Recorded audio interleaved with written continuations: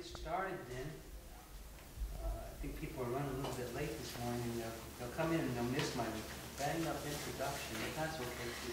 I'm Barry Kitterman, and I'm here to introduce Tom Franklin this morning.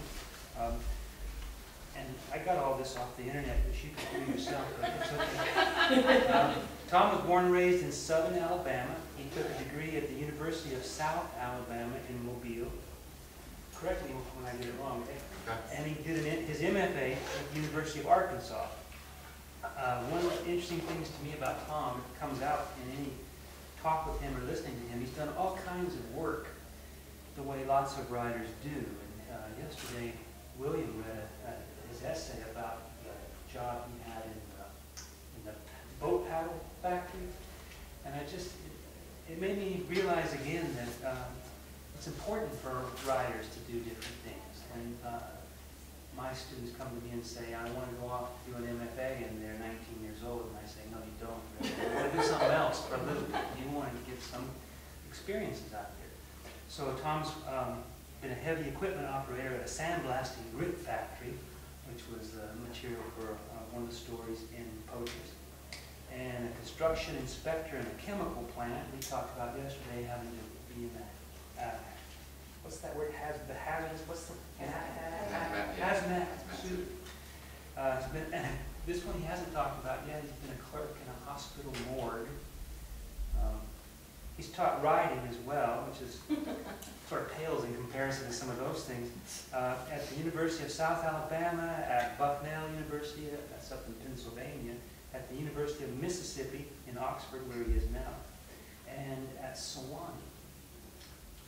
He's been much honored for his work, granted a Guggenheim Fellowship, and named the John and Renee Grisham Fellow at the University of Mississippi.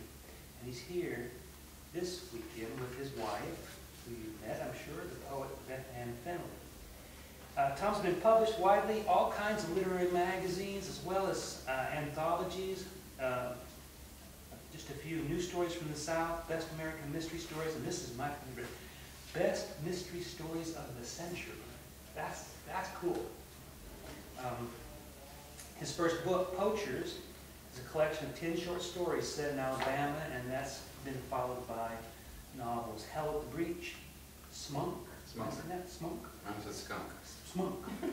And one that's coming out soon, titled Crooked Letter, which you'll all recognize. I mean, when I grew up in California, that's how we learned to spell Mississippi. In my crooked letter, now I can remember how you spell it. That's what we did. I'll be honest with you, I'm just getting to know Tom's work this summer. I read Poachers, which I really thought was wonderful stuff. And last night I bought Smonk, and I bought Hell at the Breech. And I know what I'll be reading between now and when my semester starts in August. I was looking at some interviews online, and I saw one description of Tom's work in an interview, and he said he kind of liked this idea, so I thought I could call out this phrase. His work has been called Industrial Gothic, and that's kind of an interesting phrase, and gives me a lot to think about.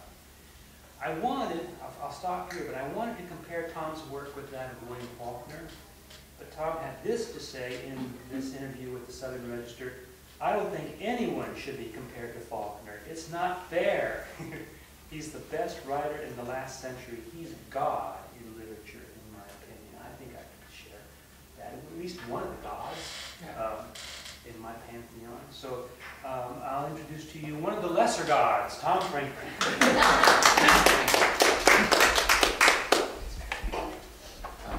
I'm going to prattle along for a while because I'm nervous. But this is a nice, good little crowd, so I'm happy, intimate. But whenever I get behind a podium like this, I have to tell my podium story.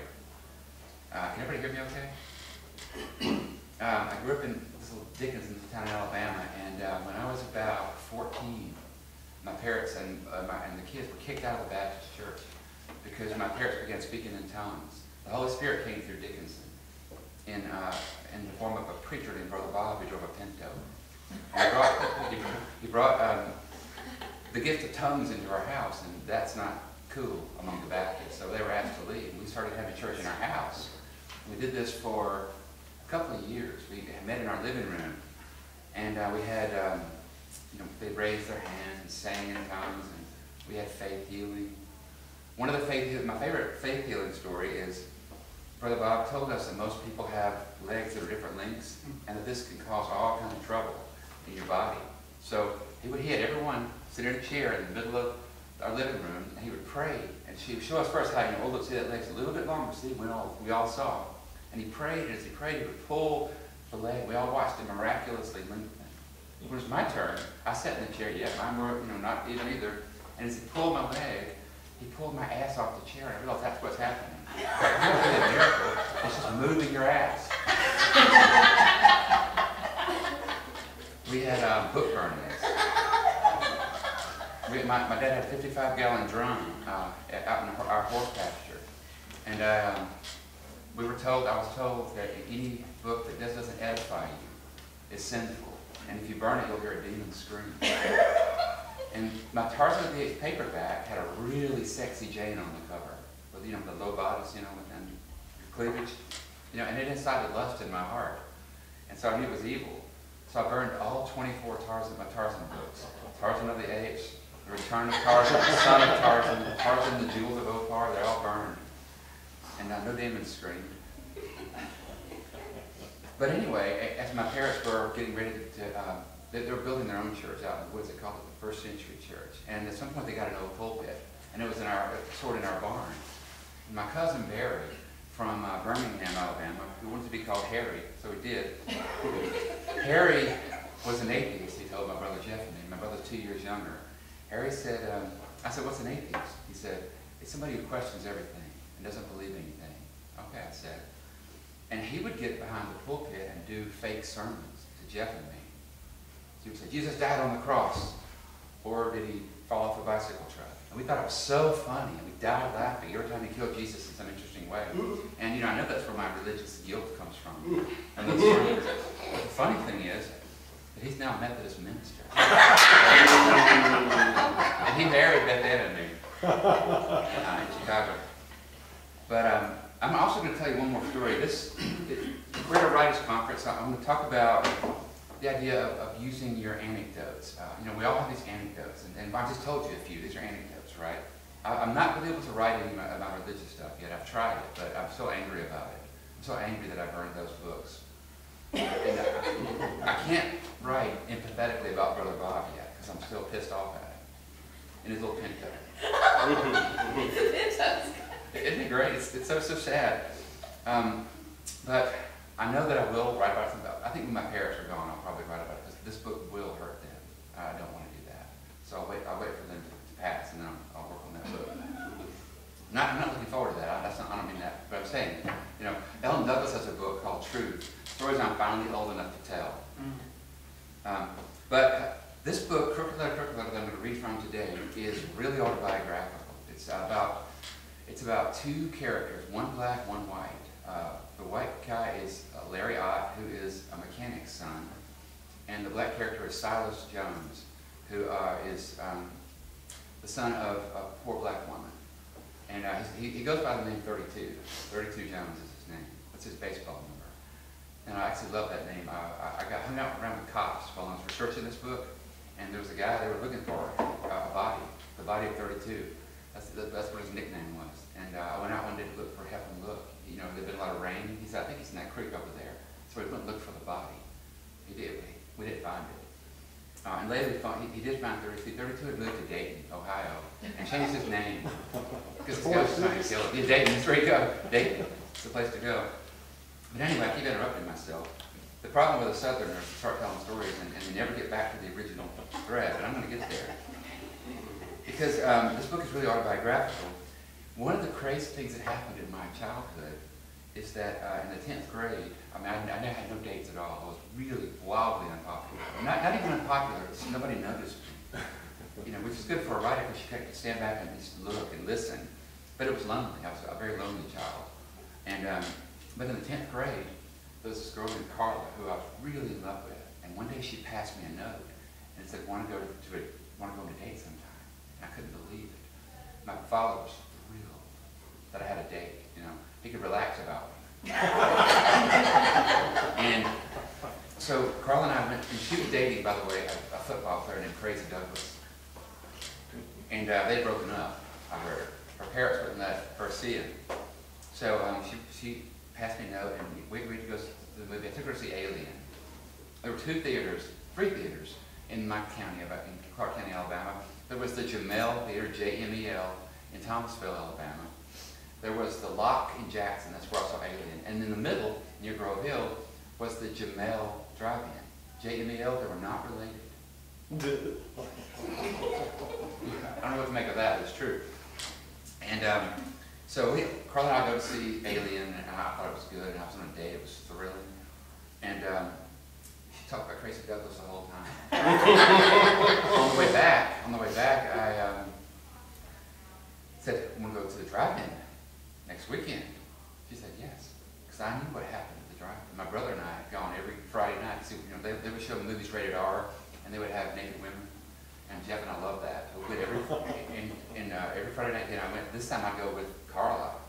And I knew that those cars in the back along the trees with the foggy windows, and they were kind of moving. Those cars, and that's what I wanted to do. I wanted to have sex with people. I will interrupt myself to tell you this. At one point, in our church, in our house, we had an exorcist come to visit us, and he exorcised all of us. He came, his name was H.D. Herman. He rolled his sleeves up and said, "If you can't walk past the refrigerator without going in there and eating, you get the demon of gluttony. You may have the demon of alcoholism, the demon of poverty, of fear, nicotine addiction, lust." That's what I had. I had lust. and when he cast him out, he would look in your eyes, identify your demon, and put his hand on your head and say, "In the name of Jesus, I cast you out," and you would vomit. And he caught it in little airline barf bags. I made that up about the barf bags. They're just little paper bags, but it's better to tell if they're barf bags. I picture whenever he flies, he grabs all the barf bags to collect his demon vomit. He said, this is all true. I'm not making any of this up. I'm not making any of this up. He said that when he cast the demon out, we had to put our cat Tabby out because he said demons go to the nearest cat. We put Tabby outside before the exorcism began. It was really creepy though. He said, right now, hell is frightened, people. It's a nice line. Hell is frightened. He said the demons are coming out of the ground and down from the trees. They're standing in your front yard looking in. It's creepy. And he began casting this out of us, and guess what mine was at age 14, 15? It was lust. He said if you feel fear in your stomach, you have demons. I felt a lot of fear. And mine was lust. I snuck out and didn't let him do it to me.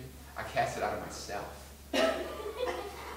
And I didn't know, but it came back. The lust is back. The demon of lust came back. Those friends are having a party here right now. I'm full of lust, people. So, and Carla and her family came to our church, our churches sometimes. So her parents knew my parents. And it turned out that she told me they would only let her go out with me. She was forbidden to see Crazy Douglas. So we're going to the drive-in together. I'm really excited. My dad gave me $20. My dad's a mechanic, as is Larry Ott's father in this book. And he liked the Toyota engineering, and he bought a Toyota from a used store down from the nearest dealer in Mobile. And I drove it, and people called it the rice burner. It was the only Toyota in Clark County at the time. And everyone knew it. One guy wouldn't sell us gas. He thought we should buy American. One gas station on Shields Finney is his name. But, so, there I am in the Toyota with Carla going to the drive-in. I brought a blanket for when we get in the back seat, remember? Brought a blanket. And on the way to the drive-in movie, she says to me, "I need a favor." And I said, "What?" She says, "I need to see Crazy Douglas. Will you take me to his house?" I said, "Really? No, I don't want to. We're going to see the movie." She said, it's really important. I'm going to have a little bitty baby. That was her line. I said, "Okay." Took her to see Crazy Douglas, let her out, had this trailer in the woods. She said, "Come back in 4 hours and pick me up." I said, "Okay." So I drove off. And where am I going to go? If I went home, my parents would think, "Oh God, you pathetic little thing." So I went to the drive-in by myself. Pay $5 for a carload, not the bargain if you're alone. And And I parked way near the front so no one would see me, but then I'm in the only Toyota in the county. And I'd done a little bit of bragging about the fact that I had a date for the drive-in. So just as darkness finally falls, it's never fallen so quickly. You know, watch it creep down the tree, you know, the sun. And just about that time, a pickup that I recognized pulled in behind me. Tommy Phillips' pickup. So there I am, like John Travolta in Grease, stranded at the drive-in, branded a fool. But I had that blanket. So I took it, put it over my hand, and did this. and my date, and it's actually had been my date for my whole life, if you know what I mean. And my date and I watched the whole movie. First, my arms were getting tired, you know, my feet was you know, but I got away with it. You know, Carla and I didn't stay for the second film. You know, turning my hand to keep her head in 3D. I drove out. And the kind of sad conclusion of that story is that where Carla is now, she's in Julia B. Tutwiler Prison for Women. She murdered her husband. Crazy? Well, it's crazy now, but he wasn't that crazy. It was another guy who I didn't know. And it was a couple years later. But, so I'm glad I didn't marry her. But did she have the baby? No, she was not pregnant. I asked her, the only other time we spoke after the date was, I asked her in the cafeteria one day, I said, oh, what about the baby? She said, oh, false alarm. I was used. I was used. And my father knew, I don't know how he heard about it, he did hear about it, but my father is a very, very, very gentle man. He came in one night, sat on my bed, and said, you know what? I said, what? He said, I'm going to tear up. He said, I love you very much. It was, you know, and that's all I've ever said about it. But that's what, he did hear about it, but I don't know how. I never told him. But that is in this novel. I told that story before, and I was going to write that and put it in something, but I didn't know how. And you have anecdotes. You know, we all have anecdotes that we tell. And there's another one that I'm going to read about that I'll tell you about in a moment.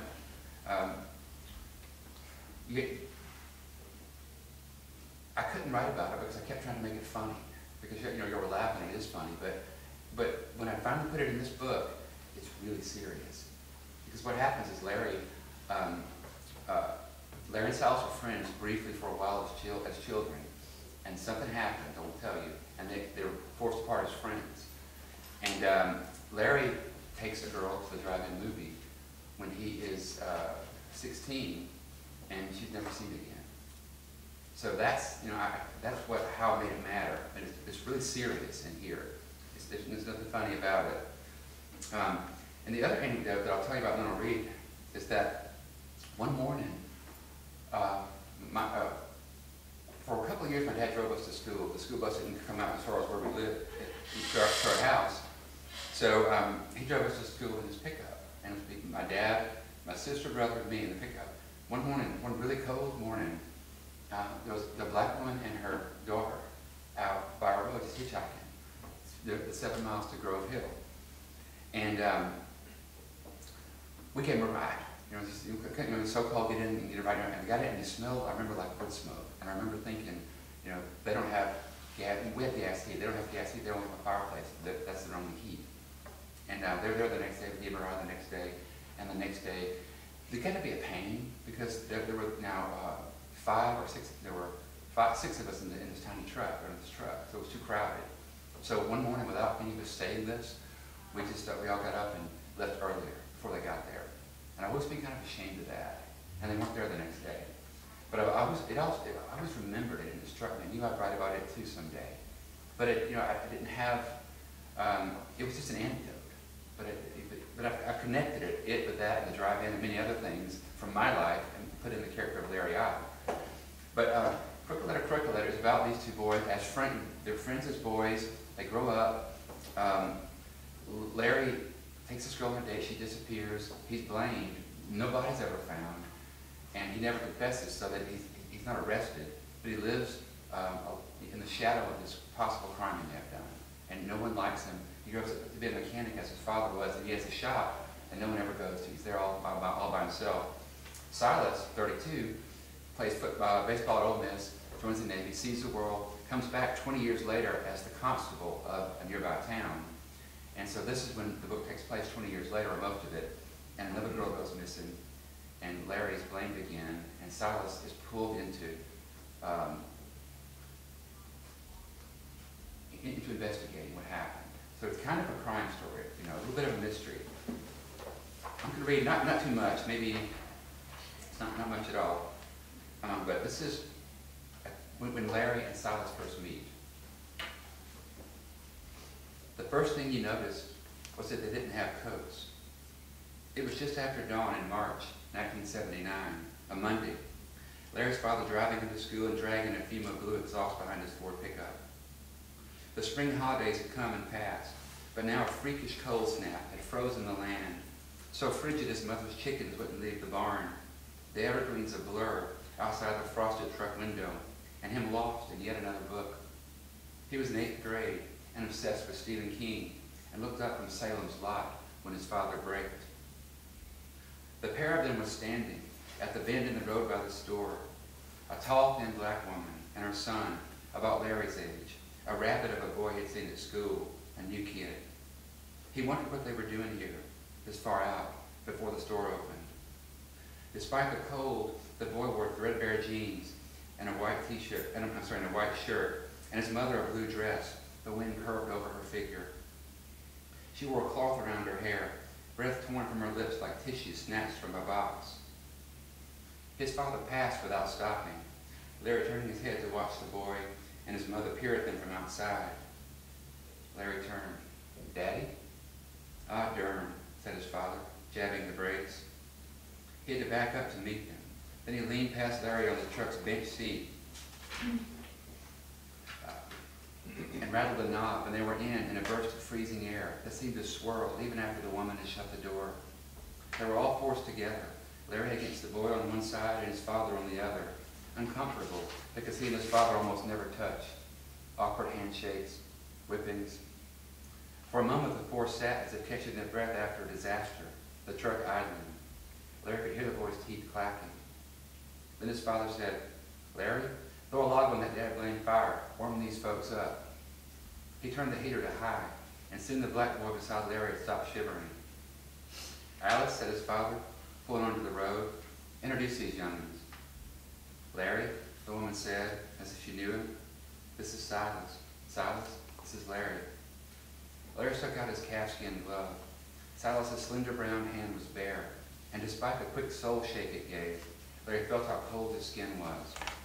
If he gave him one of his gloves, they could each have one warm hand. He wanted to do this, but how? They smelled like smoke, Silas and his mother, and Larry realized where they must live. His father owned over 500 acres, much of it in the bottom right corner of the county, on the southeast end, a half-mile from the dirt road. And if you knew where to look, there was an old log hunting cabin centered, along with a few trees and a field a few acres across, just a little bump on the land. Bare furnishings inside, dirt floor, no water or electricity, heated by a wood stove. But when had they moved in, and by what arrangement? His father and the woman called Alice were talking about how cold it was. "Freeze my dad-blamed can off," said his father. "Mm-hmm," she said. "You ever seen the light?" "No, sir." "Not even in Chicago?" She didn't answer.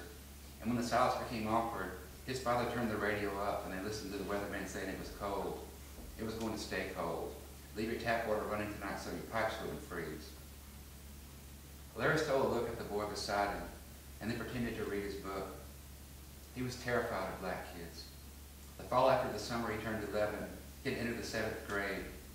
Recent redistricting of county schools had moved him from the public school in Folsom and forced him to go to the Chabot School, where 80% of the student population and a lot of the teachers and the vice principal were black, mostly kids of the men who worked in the mill or cut trees or drove log trucks. Everything Larry couldn't do, spike a volleyball, throw a football or catch one, field a grounder, fire a dodgeball, these black boys did. They manipulated balls as if by magic, basketball swishing impossibly, baseball swiped out of the air, fierce-eyed boys hurling and curving through their lives as smoothly as boomerangs. None read, though, or understood Larry's love for books. Now he glanced over and saw Silas's lips tense and his eyes moving across Larry's page. "What grade you in?" Larry asked. Silas looked at his mother. "Tell me," she said. "8, he said. "Me too." In Folsom, pardon me, in Folsom, his father dropped the boys off at school, Alice climbing out on Silas, Larry aware how unusual, inappropriate it was for black people to be getting out of a white man's truck. As he slid across the seat, Larry glanced back at his father, who faced the road. Silas had disappeared, probably as aware as Larry of the oddity of the situation, and Larry stepped past a woman called Alice, seeing for the first time, as she smiled at him, how lovely she was. "Goodbye," she said. "Bye," he mumbled, and walked off with his books. He glanced back once, and saw his father saying something, the woman shaking her head. At lunch in the cafeteria, he looked for Silas among the black boys who occupied the 2 center tables, but didn't see him. He had to be careful, because if they caught him looking, they'd beat him up later. As usual, he sat with his tray and milk a few feet down from a group of white boys. Once in a while, they'd invite him over, but not today. His mother picked him up that afternoon as usual, and as usual, quizzed him about his day. She seemed surprised about their morning passengers. She asked where they'd been standing. They didn't have coats, he said. They were freezing. Where they lived, she asked. He sensed he'd said too much already, though. Said he didn't know. For the rest of the ride, his mother was quiet. Wherever Alice and Silas lived, they were there the next morning, same place, same time. His father pulled the truck over, and the smell of wood smoke blew into the cab with the icy wind, and soon they all rode silently side by side. Larry opened Salem's lot and held it so that he was sure Silas would notice. It was the best part, where the girl came back as a vampire, floating there at Ben's window. Wednesday and Thursday passed, each day the black people waiting, his mother picking him up in the afternoon and quizzing him on the morning trip. Did the woman seem friendly to his father? How did his father act? Was he stiff, the way he could be, was most of the time? Or was he, "Why do you care?" Larry asked. She didn't answer. "Well, Mama, I don't care," she said. "I'm just curious about your day." "I think," he said, worried that he'd hurt her, "they live in that old place down on the southeast acreage." "Do they?" his mother said. At supper that night, he could tell something was wrong. She had told Larry to feed the chickens when he'd already done it, and his father had to be reminded to say the blessing. Now neither of his parents spoke as they sat around their dining table and passed squash and meatloaf. And just before she rose to gather the dishes, his mother announced that she would drive Larry to school the following day in her car. His father glanced at Larry. "How come, Anna?" "Oh," she said, "in the morning that gas man's coming, and I can't talk to him. You've got to tell him to come every week and make sure he understands. Besides," she took the dishes to the sink and returned to the table, "I've got some things to return at Bedsoul's." His father nodded, then looked at Larry before pushing back from the table and bending into the refrigerator for a Budweiser and opening it with his pocket knife on the way to his chair to watch the news. "Carl," his mother called. "Enjoyed it," he called back. As Larry dried the plates his mother handed him, he understood he had betrayed a trust between himself and his father. And the next morning, in his mother's Buick, she turned at the bend in the road where Alice and Silas waited, shivering, holding on to each other. As his mother slowed, Larry saw Silas push away from Alice, just as he would have done. Her drawn face pretty, despite how the cold made her lips tiny, her skin the color of coffee the way women drink it, her hair in a scarf, but her eyes large and frightened. "Honey," said Larry's mother, "roll your window down, please." Without looking away from the woman, Larry turned his window crank. "Hello, Alice," his mother called as the glass descended. "Miss Ina," Alice said. She stood very straight. Silas stepped back, turned his face away. Larry's mother reached over the seat behind them and withdrew a paper grocery bag. From it, she took 2 heavy winter coats, old ones from their hall closet, one of hers for Alice and one of Larry's for Silas. "These should fit," she said, funneling them out the window, Larry's hands poking at the coats, warm from the car's heater, from the heat of their closet before that, and before that, the heat of their bodies, now going out with bare black fingers in the cold. Alice held her coat, didn't even put it on. a moment, Silas glared at both Larry and his mother. "You've never minded," Larry's mother said to Alice, looking hard at her, using other people's things. Then she pressed the accelerator and left them holding their coats in Larry's side mirror. In a moment, his mother touched his knee. "Larry?" He looked at her. "Ma'am, roll up your window," she said. "It's freezing." I'm going to skip ahead and read one more little part. This is, Larry walks his father's acres a lot and carries a rifle with him, just as I used to do. It's amazing how different the world is now. A 14-year-old boy out with a rifle all the time. It's really sad. But I'm just going to start here. Larry's walked over toward the cabin where he knows they're living. He knelt, and he's got his .22 rifle with him. Now as he made his way toward the cabin where Silas and his mother were staying, the woods had begun to thin. And as he came to the edge of the field with his .22, he looked over the frozen turn rows and saw the dark elbow of smoke from the cabin stovepipe. He knelt, a fallen log at the tree line like a wall, the bramble cross-stitching his face so they'd never see him from the windows. He knew the cabin, had been there before, had pushed open its door on leather hinges and peered into the dust and dark, where fissures of light showed how poorly the logs were mortared. There had been little else to see. A wooden table and a couple of single beds hunters used, a wash pipe, the stove in the back corner with its iron door open, and his pipe a straight line to the roof, shored around the top with bent, blackened patches of aluminum, and a wood box coated in dust that held only dead cockroaches and rat droppings when he raised its lid. He wondered now, watching the cabin, if Silas did his homework by firelight. He'd have to lug water from the creek on the other side of the field where the trees resumed. Larry wondered if he could get closer, if he should circle the edge of the woods to the point nearest the house, 6 o'clock at his current high noon. From here was 100 yards to there, all open field, just one white oak, stricken against the sky like an explosion. Be better at night. They didn't have a dog or he'd know it by now. If he came back tonight, he could sneak up and look in the window. "Hey," a voice said behind him. He turned with the rifle. It was Silas, his arms full of limbs, firewood. The black boy dropped the wood and raised his hands like a robber. For a moment, that was how they stood.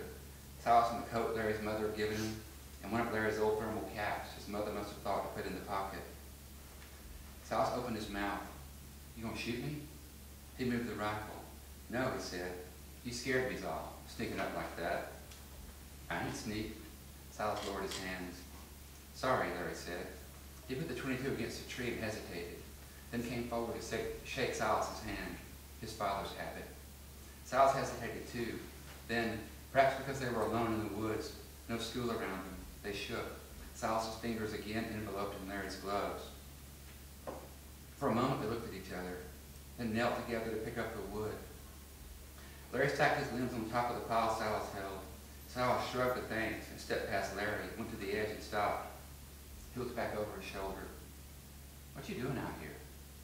"My daddy owns this land." Larry turned to where the gun stood, barrel up against the bark of a pine tree. "I was hunting." "You kill anything?" He shook his head. "I ain't heard no shots." "I'm hunting deer," Larry said. "Add me a gun? I could shoot some of these squirrels. Let Mama fry them." Larry's hand in his glove reached for the .22. "Do you reckon I could borrow that one?" Silas asked. "I bet your daddy's got 25 more at me." He did. He had several guns. Larry brought this one because it didn't kick and wasn't as loud as the others, 12 and 20 gauge shotguns or higher caliber rifles. "How do y'all get to town now?" Larry asked. "Mama got a car." "How'd she get it?" "I don't know." "How'd your daddy get struck?" "Paid for it." They stood. Silas looked toward the cabin and then dropped the wood and turned, pointed at the .22. "Let me shoot it." Larry looked toward the house. "Want your mama here?" "She's working." "I thought she worked the early shift at the Piggly Wiggly." "She do. Then she worked the late shift at the diner in Fulton." "Here go," he said, stepping forward and taking the gun from Larry, who never even tried to stop him. "How you do it?" Silas asked. "It's already one in the chamber," Larry said. "All you gotta do is cock it and shoot." "How you shoot?" "You ain't never shot?" "I ain't never touched no gun," Silas said. He held the rifle by its stock and forestock, as if it were a barbell without weights. Larry raised his arms and mimed how you named the gun. Which hand are you? Say what? Right-handed or left? I'm right. Left, Silas said. So you're opposite me. See that hammer there? Larry pointed. Cock it back. Silas did, and Larry watched him raise the rifle to his right cheek. Lay your face on the wood, he said. Cold, said Silas. Now close your left eye and look with your right down the barrel. See that little sight? Put that on whatever you want to hit. Silas aimed at something across the field, closer to the cabin than Larry liked, and then shot and the echo slapped through the trees. It ain't loud, Silas said. He lowered the rifle and peered toward where he'd fired. That's how come I like it. Can I shoot it again? Go on. How many bullets you got? Cartridges. This one shoots cartridges, 22 longs. It shoots 22 times? Larry had to smile. No, the gun's a 22 caliber. It shoots long or short cartridges. I got longs today. How many you got? Enough. Silas raised it again and sighted down the barrel and pulled the trigger. Nothing happened. Work the lever, Larry said, miming. Silas levered the rifle and his head snapped when the spent hull flew out the side.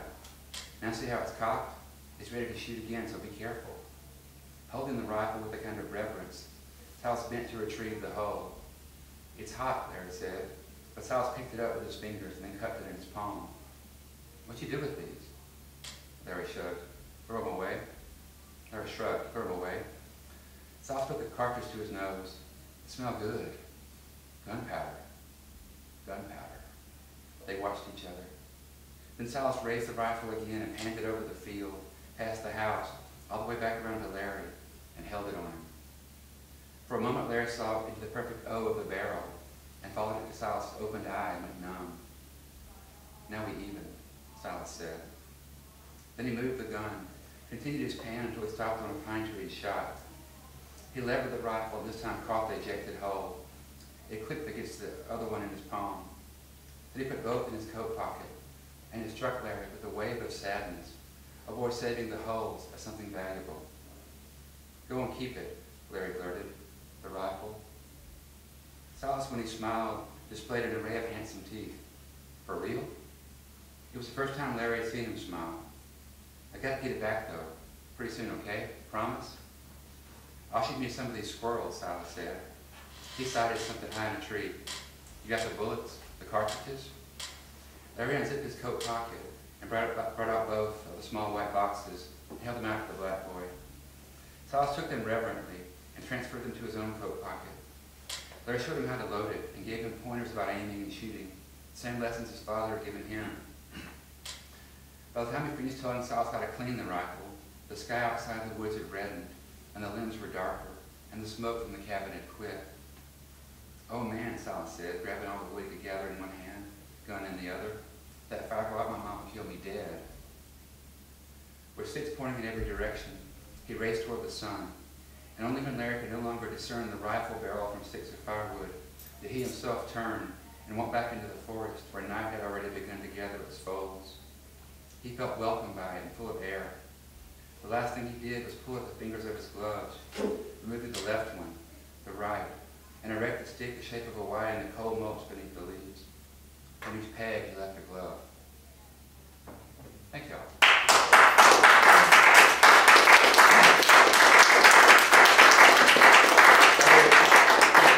Questions?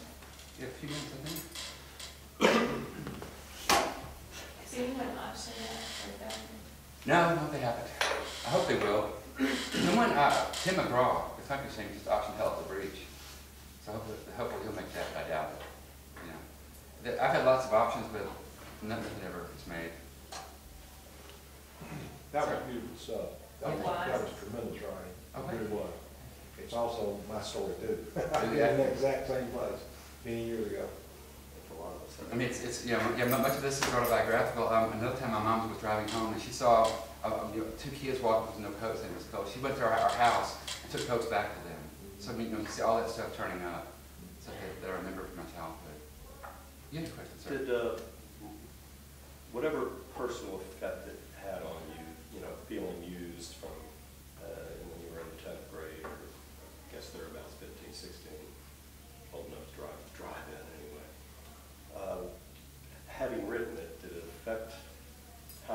sort of have processed that feeling that you apparently took with you?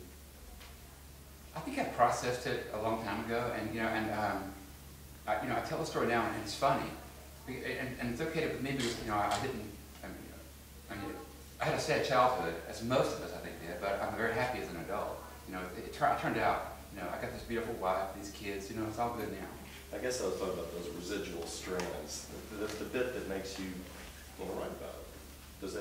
Did it exorcise anything at all in a sense? I'm curious about it. It's personal. No. I'll tell anything. It's sad to say the truth, but no, I don't think so. I think that I was glad to finally use it. I mean, I've been trying to use all those anecdotes over the years. I put them in other things that haven't worked before. So I was glad to find a home for those stories. And it also, I think maybe a better answer would be, it gave them, they have purpose now. Those things have purpose now for me, because I put them in this book. I found a kind of order for them. One more? I missed part of your presentation yesterday. When did you decide you wanted to write? From reading? Or like, what was the moment that you thought, this is what I want to do? Or did you have a professor that? Well, there wasn't really ever a moment, but I always wanted to tell stories. I grew up, with uncles who told great stories. My Uncle Mary was just put whole court, and we all loved the stories that he told. They were hilarious. So I heard stories, and I always wanted to tell stories, and I always loved making narratives. So, I played with G.I. Joe's, the action figures.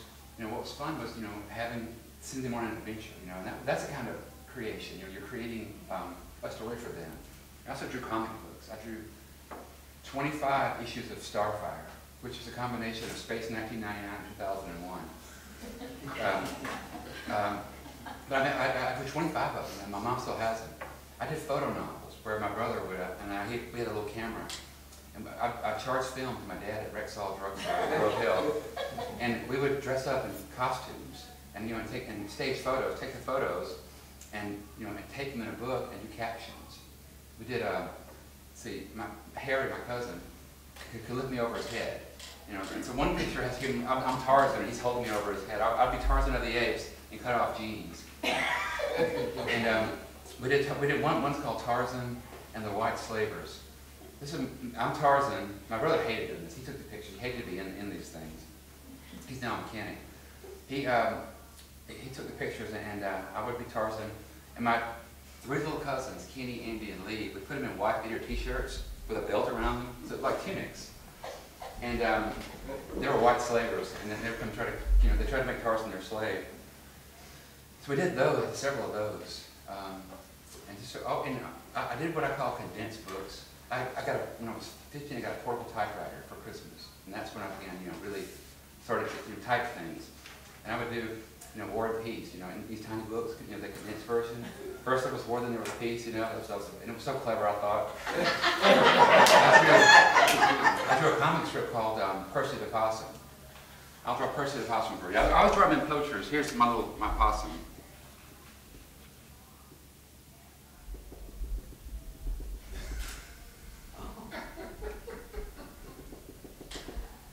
I did, a ton of those little comics, and they were funny sometimes. He would hang upside down and he would fall, and he would say, "My tail doesn't work right."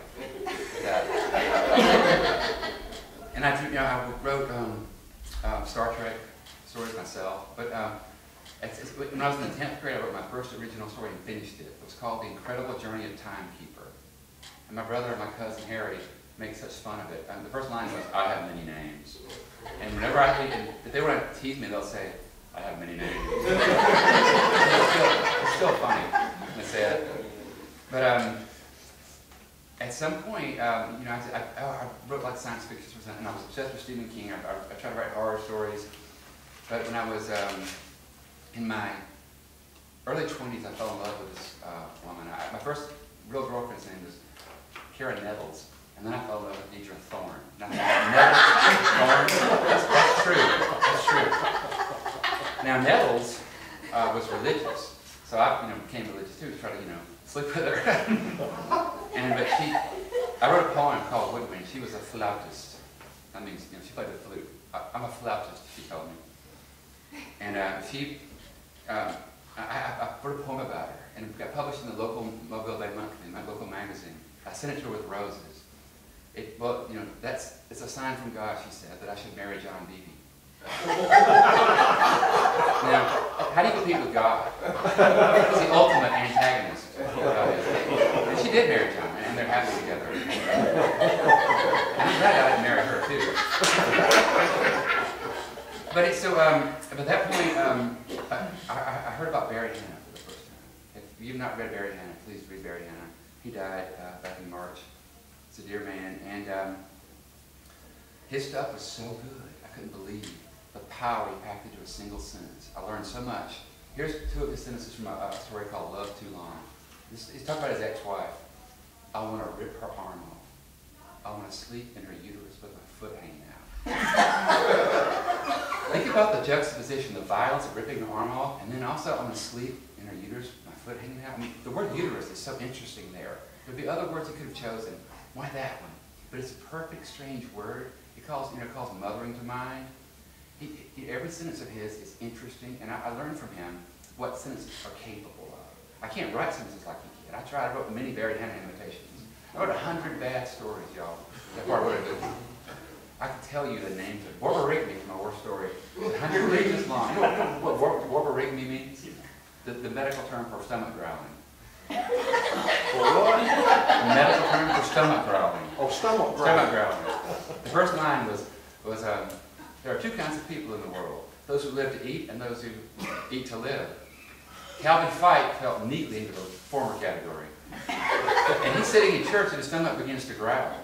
And I've got my portable typewriter, right? I made stomach growling noise, like boy, O-I-N-G, O-I-N-G, O-I-N-G. There's a lot of stomach growling in that story. And he gets up and leaves because his stomach's growling so loud. He goes out, his stomach begins to talk to him. Calvin. Bet on this horse, Calvin.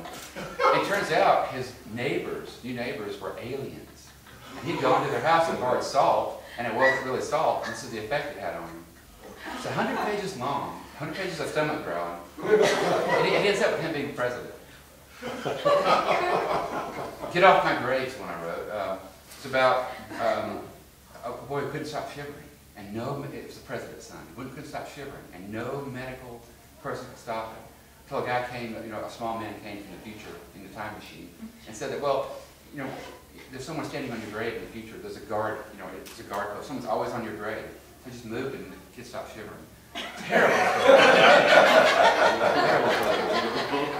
story. But then I read Barry Hannah, began to imitate those stories, and try to write more realistic. Then I got married the first time, and began to read Raymond Carver. And if you read Carver, these minimalist stories, these really sad stories about drunks and people out of work, and I thought that was really romantic. So I started to drink and drink a lot and write minimalist stories for a while. That's a real long answer to a question. But thank you all for coming.